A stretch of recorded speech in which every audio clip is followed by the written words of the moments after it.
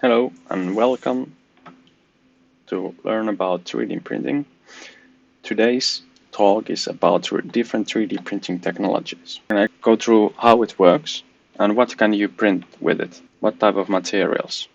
Here's a picture that basically has all the 3D printing technologies listed. There's like 7 main categories that the 3D printing technologies are categorized into. There's wet polymerization, material extrusion, material jetting, binder jetting, powder bed fusion, direct energy deposition, and sheet lamination. And those categories have then again subcategories. There's SLA in wet photopolymerization, in which a UV laser is used to cure resin. And with this technology, you can create plastic parts. You can create showcase parts, rigid, tough plastic parts.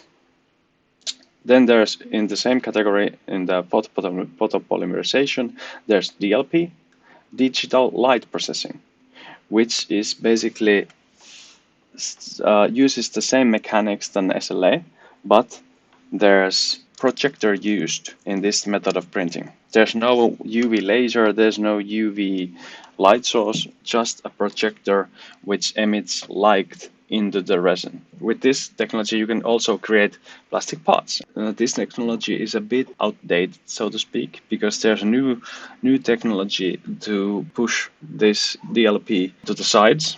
There's a technology called Msla, which works on the principle that there's an UV light source underneath an LCD screen. And with this LCD screen, it lets the UV light through on certain parts on which it wants to be cured. But more on that later. Then there's CDLP, basically the same as DLP, but the method differentiates so that there's some oxygen with inside the vat. So the process is a lot quicker. So it can basically, the platform can keep rising from the resin vat the whole time. Maybe like 0.1 millimeter a second or 2 seconds upwards. So it doesn't stop at any time. It keeps moving. It's a continuous process. Like it says in the name, continuous digital light processing. Then there's material extrusion. Basically, this is the most known method of 3D printing. It's a method to deposit a material through a nozzle. The material is heated and then pushed through a smaller nozzle into a smaller diameter and then extruded on the build platform. With this method, you can create plastics and composite materials, but there's been some development that you can create even metal parts with this technology. And basically, this is material extrusion still isn't the oldest technology. SLA is the oldest one. And then there's material jetting. It's a process where droplets of material are selectively deposited and cured on a build plate. You can use different photopolymers or wax droplets that cure when they're exposed to light. So first the mechanism or the printer drops the droplets onto the build platform, then there's UV light, or in nanoparticle jetting NPG, there's a heat source that then cures the droplets. And with material jetting technologies, you can create plastic parts, you can create metal parts, and you can create wax parts. Then there's binder jetting. That's basically that you have this sand type or powder material where you print basically glue type of component into the powder so that then it hardens the part where the glue drops. You can create gypsum and sand prints with this, and also metal 3D prints. So in binder jetting, there's a bonding agent that creates the part. It's usually so that after the print, at least with the gypsum parts, they are very delicate. So you have to harden the part after that with a special type of glue. Then there's powder bed fusion. There's also different subcategories on there. there's like fused with agent. There's a MGF that is like plastic powder that is fused with an agent and energy. So there's like a chemical that is dropped again into the powder and then heated.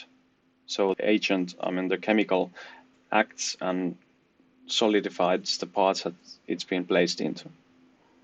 You can create plastic parts with this technology. Then there's SLS, which is selective laser sintering, which basically consists of an high-powered laser, and you can create plastic parts with this. So the laser just heats up the plastic powder so it creates an object. So there's a powder chamber. Above the chamber there's a laser which moves in X and Y direction, and then it just hardens, melts the plastic together. And with the same technology, there's DMLS and SLM that is used to create metal parts. It's basically the same as SLS, but there's a more high-powered laser, and in the build chamber, in the printing chamber, the oxygen has to be replaced with an inertic gas. It's basically the same, but still there's some differences. The mechanics are the same. There's just a lot more power on the laser and a lot more heat in the chamber, and of course the replacing of the oxygen. Then there's Ebm method for creating again metal parts. So it uses a high energy beam or electrons to induce a fusion between the particles of metal powder. So it's just a high energy beam that melts the plastic. Then there's direct energy deposition. There's lens and Ebm. It works a bit in the same principle than a welding machine. So it emits the material and then it heats it and places on the place where it's printing at the moment. And last but not least, there's sheet lamination called LOM. So that works so that there's a stack of paper that is cut.